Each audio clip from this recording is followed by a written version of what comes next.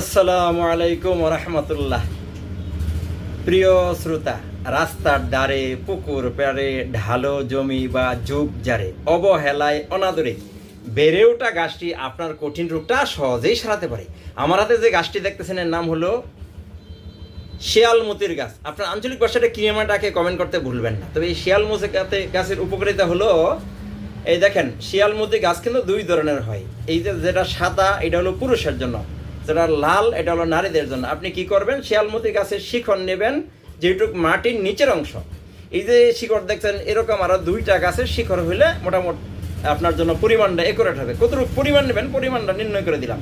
আর এর সাথে নেবেন 20টা পরিমাণ ডালিম পাতা, 10টা গোলমরিচ, সবটি একসাথে পাটায় পিষে 4 কাপ 1 কাপ পরিমাণ রস করবেন এবং এইটা সকালে খালি পেটে খাবেন।